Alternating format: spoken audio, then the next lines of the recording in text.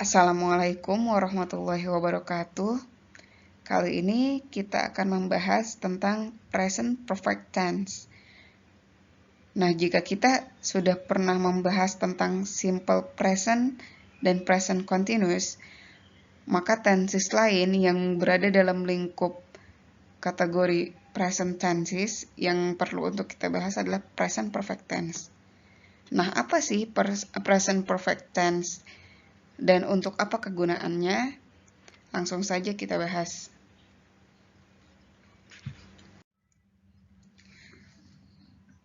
Nah, apa sih present perfect tense itu? Jadi definisi dari present perfect tense ya, di sini sudah disebutkan.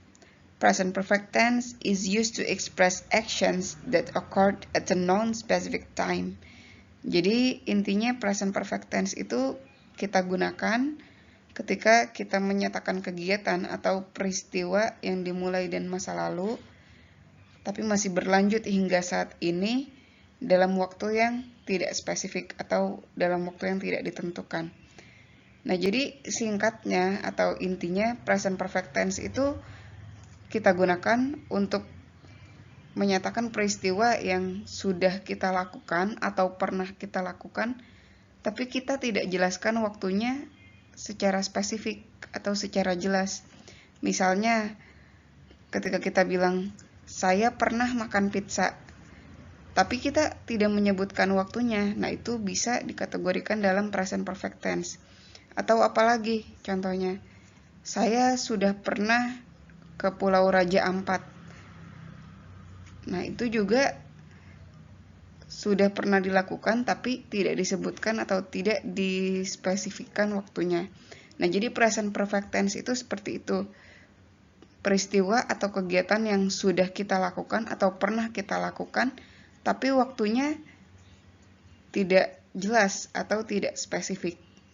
Jadi ketika kita menyebutkan bahwa kita pernah atau sudah melakukan sesuatu, tapi kita nggak menyebutkan waktunya, itu bisa masuk dalam kategori present perfect tense. Bagaimana cara untuk membentuk kalimat dalam present perfect tense? Sebenarnya cara membentuk kalimat dalam present perfect tense ini cukup mudah ya.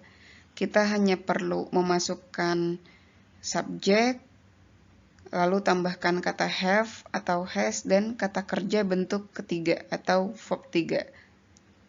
Nah, have atau has ini ada aturan penggunaannya ya. Have ini digunakan untuk subjek atau pronoun yang berupa I, you, we, they, atau saya, kamu, kami, dan mereka. Jadi pronoun, kata ganti atau subjek I, you, we, they ini menggunakan kata have dalam present perfect. Sedangkan subjek atau kata ganti he, she, dan it, dia laki-laki atau dia perempuan, menggunakan kata has dalam present perfect. Setelah subjek dan kata have atau has-nya sudah ada, tambahkan kata kerja bentuk ketiga. Nah, di sini contohnya sudah ada ya. I have gone to Yogyakarta. Saya sudah pernah pergi ke Yogyakarta. I di sini sebagai subjek, lalu ada kata have dan kata gone sebagai kata kerja bentuk ketiga. Nah, gone ini asalnya adalah go ya. Jadi verb 1-nya atau verb 1-nya adalah kata go, lalu keduanya adalah went dan ketiganya adalah gone. Nah, contoh yang kedua ada Ani has built her own house. Ani sebagai subjek, has-nya kata bantu di present perfect, lalu ada kata build sebagai kata kerja bentuk ketiga. Lalu ada lagi contohnya he has eaten meatball. Dia sudah pernah makan bakso. He-nya sebagai subjek, lalu ada kata has dan kata eaten yang merupakan kata kerja bentuk ketiga dari kata eat yang artinya makan. Nah, jadi kalau membentuk kalimat dalam present perfect, kita hanya perlu memasukkan subjek atau orangnya, lalu tambahkan kata have atau has dan kata kerja bentuk ketiga. Nah, bagaimana kita tahu bentuk ketiga dari suatu verb atau kata kerja? Kita tinggal lihat di daftar regular dan irregular verb. Jadi, teman-teman mungkin bisa searching atau browsing di internet ya, daftar regular dan irregular verb. Di situ udah ada list kata kerja atau list verb yang bentuk pertama, kedua, dan ketiga sesuai bentuknya masing-masing. Nah, kalau di bentuk negatif dan pertanyaan, ini hanya tinggal disesuaikan aja ya dengan pola kalimatnya. Kalau di kalimat negatif, kita hanya tinggal menambahkan kata haven't atau hasn't sebelum kata kerja bentuk ketiga. Sedangkan untuk bentuk pertanyaan, have atau has-nya hanya perlu dipindah ke depan di awal kalimat. Oke, sebenarnya simpel ya. Hanya perlu subjek, lalu have dan has, dan verb 3 atau kata kerja bentuk ketiga. Oke, kita lanjut. Nah, present perfect tense selain untuk menjelaskan pekerjaan atau kegiatan yang sudah kita lakukan atau pernah kita lakukan, dia juga punya beberapa kegunaan lain ya. Di antaranya yang pertama yaitu to talk about life experiences. Untuk membicarakan atau menceritakan tentang pengalaman hidup. Misalnya apa? I have ever been to Korea. Saya pernah ke Korea. Kapan ke Koreanya? Pokoknya pernah aja, tapi nggak dijelaskan waktunya. Nah, bisa juga present perfect tense digunakan untuk unfinished actions atau pekerjaan yang belum selesai atau kegiatan yang belum selesai.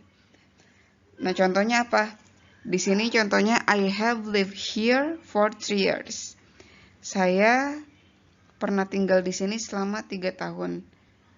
Artinya dia dulu pernah atau sudah tinggal di sini sampai 3 tahun dan hingga kini masih di sini gitu. Artinya emang masih tinggal di sini. Jadi unfinished actions, kegiatan yang belum selesai. Nah, selain berbicara tentang pengalaman hidup dan kegiatan yang belum selesai, present perfect tense ini bisa juga digunakan untuk menceritakan atau membicarakan tentang past actions with present results. Peristiwa atau kegiatan di masa lalu, tapi masih punya dampak hingga saat ini. Misalnya, I have lost my money.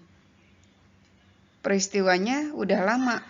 Peristiwanya udah terjadi, saya udah kehilangan uang saya, tapi dampaknya sampai sekarang gitu. Jadi present perfect tense bisa juga digunakan untuk salah satu dari 3 hal ini ya, membicarakan tentang pengalaman hidup atau peristiwa yang belum selesai, dan bisa juga digunakan untuk kegiatan di masa lalu tapi masih memiliki dampak hingga saat ini.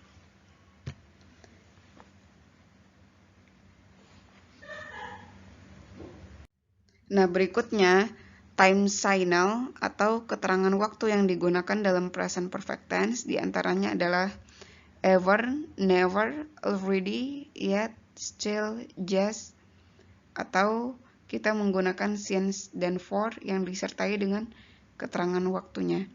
Jadi karena present perfect tense ini lebih menekankan kepada hasil atau sesuatu yang sudah atau pernah kita lakukan tapi tidak mementingkan waktunya, maka dalam present perfect tense ini sebenarnya tidak disebutkan atau tidak dijelaskan waktunya juga tidak masalah ya. Yang penting aktivitas atau kegiatannya memang sudah atau pernah kita lakukan.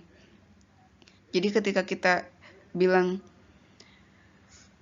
I have written a letter for my best friend, saya pernah menulis sebuah surat untuk sahabat saya, kita nggak menyebutkan waktunya itu nggak masalah dalam present perfect.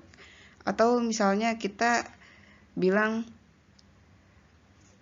saya pernah menabung, I have saved my money, tapi kita nggak sebutkan waktunya kapan. Itu juga nggak masalah dalam present perfect tense, karena intinya present perfect tense itu berbicara tentang peristiwa atau kegiatan yang sudah atau pernah kita lakukan tanpa kita harus menspesifikasi waktunya atau menjelaskan waktunya secara jelas. Oke, mungkin demikian yang bisa saya sampaikan. Semoga bermanfaat untuk teman-teman semua. Terima kasih. Assalamualaikum warahmatullahi wabarakatuh.